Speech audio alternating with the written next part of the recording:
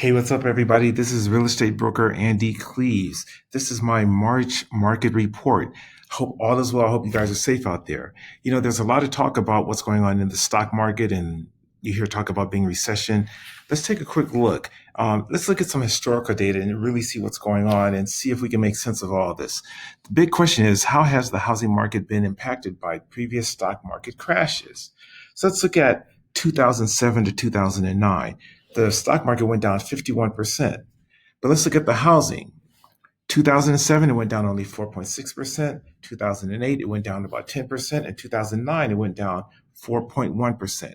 So again, from 2007 to 2009, we saw the stocks go down 51%, but not so much so in the housing market.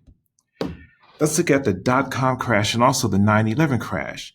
Again, this is year 2000 to 2002. The stock market went down about 45%, but not so much in the housing market. The housing market in 2000 went up 8.6%. In 2001, it went up 6.6%. In 2002, it went up 8.5%. So again, just because the stock market has a crash or takes a crash, that doesn't necessarily mean that the real estate market is going to follow. So that's dealing with stocks. Now let's talk about all the talk around recession. People are saying there's going to be a recession, but that does not equal a housing crisis. A recession does not equal a housing crisis. Again, let's look at some historical data.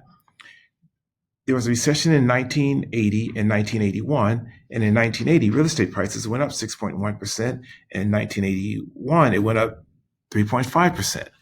There was another recession in 1991, and it went down less than 2%. The recession in 2001, it went up 6.6%. In 2008, there was a major correction. It went down, the real estate market went down to almost 20%. But let's keep in mind, that was a housing market crash. That was a correction in the industry that was caused by the housing industry. Other than that, or if you look at the last five, you can see what happened. So again, just because someone says there's a recession, that doesn't necessarily mean that real estate will follow. There are totally different mechanisms in place right now than in 2008 or any of these other times that we feel will prevent it from having that kind of a fall. So this is from Wells Fargo Investment Institute. This is what they're saying. We do not expect a repeat of the severe recession of 2008 to 2009 because the virus and oil shocks are not endemic to the financial system, but are rather external. Once the virus infection rate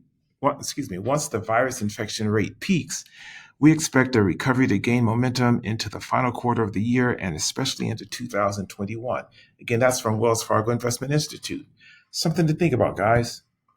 So this, I think, is good news. This is Goldman Sachs GDP forecast. Now, of course, it's not exact, and this is for this year.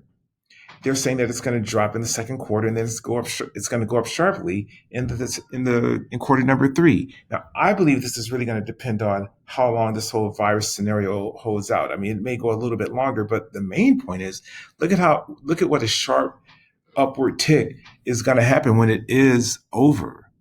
I think there's going to be a lot of activity, and I think something that we really have to take a really good look at.